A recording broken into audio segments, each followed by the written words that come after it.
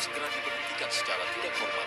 Pemecatan ASN yang terbukti melakukan tindak pidana korupsi sesat dan konstitusional. Semua daerah sudah juga, saya yakin PKS juga terus memajukan dan bisa.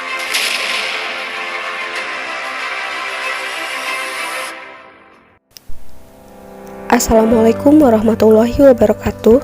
Salam sejahtera untuk kita semua. Om Swastiastu, Namo Buddhaya, salam kebajikan. Perkenalkan, saya Ayu Nur Amalia dan ketiga rekan saya, Dede Kustiani, Ika Siti Atika, dan Joki Indra Lukmanto. Kami, peserta Latsar PPSDM Regional Bandung, Golongan 2, Angkatan 5, Kelompok 1, mengajak teman-teman untuk berkampanye melawan korupsi. Apa kabar rakyat Indonesia? Kami datang bukan untuk membuat kekacauan, bukan untuk mengusik ketenangan kalian, tetapi kami datang untuk menyadarkan semua dari ketidakpedulian kita terhadap sesama. Dan kami datang untuk aksi damai sebagai bentuk perlawanan melawan tindak korupsi di negara Indonesia ini. Indonesia adalah bangsa yang besar, bahkan banyak yang bilang tanah kita adalah tanah surga. Namun, jutaan rakyat direnggut kesejahteraannya oleh para pemimpin yang korup, tikus-tikus bangsa yang selalu benar di mata hukum. 17 Agustus 1945, Indonesia telah merdeka dari penjajah. Ternyata, udara kemerdekaan hanya diperuntukkan untuk segelintir golongan, bukan kepada rakyat kecil. Seperti Menteri Kelautan dan Perikanan bersama beberapa staf pejabat kementerian meminta cashback dari setiap benih lobster yang diekspor. Para pejabat Kementerian Sosial berikut dengan menterinya sekaligus malah menodong para vendor dengan uang cashback. Mereka meminta Rp10.000 dari setiap paket bantuan sosial dan paket Rp300.000 untuk membantu meringankan rakyat. Tega-teganya dipotong dan dinikmati sendiri, dan itu dilakukan oleh mereka pejabat yang bersumpah untuk membantu rakyat bisa bernapas lebih mudah.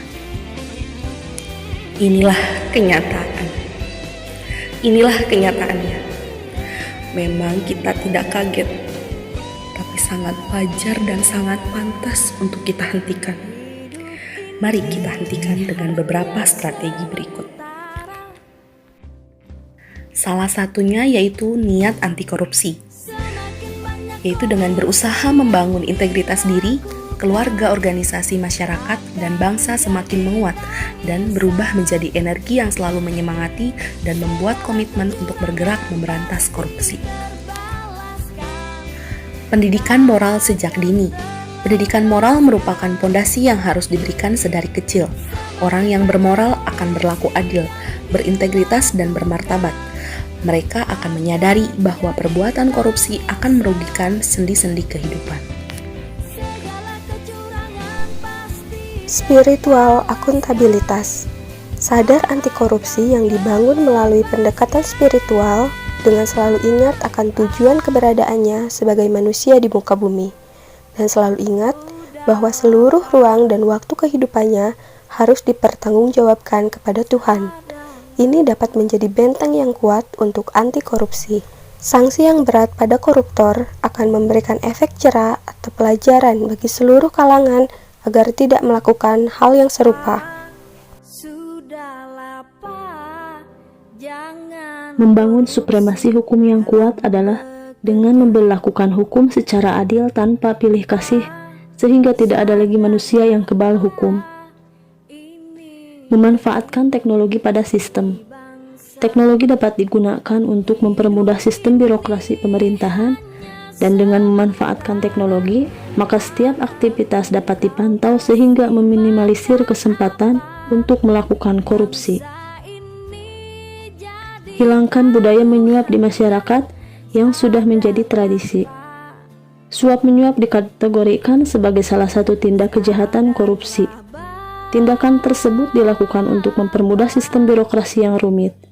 Maka dari itu, hal pertama yang dapat dilakukan adalah dengan memperbaiki sistem birokrasi Indonesia, sehingga semua bisa dijalankan dengan mudah tanpa adanya suap menyuap. Yang kedua, menindak tegas dengan memberikan dakwaan yang membuat pelaku jera. Tingkatkan kesejahteraan pegawai negeri. Ungkapan pegawai negeri yang tergoda melakukan korupsi karena gaji yang rendah segera ditepis oleh pemerintah dengan mencoba menaikkan gaji pegawai negeri. Kenaikan gaji pegawai negeri bukan hanya untuk mencegahnya dari perilaku korupsi, tetapi juga untuk meningkatkan kesejahteraan dan meningkatkan kinerja para pegawai. Apabila pegawai negeri telah memiliki kehidupan yang sejahtera dan memiliki kinerja yang baik, maka diyakini akan menjauhkan dari korupsi. Strategi lain yaitu mengidentifikasi dan menemukan pelanggaran pelaksana kebijakan publik serta mekanisme penanganan pengaduan. Hal ini dapat dilakukan seperti aplikasi WhatsApp atau media sosial, contohnya Instagram.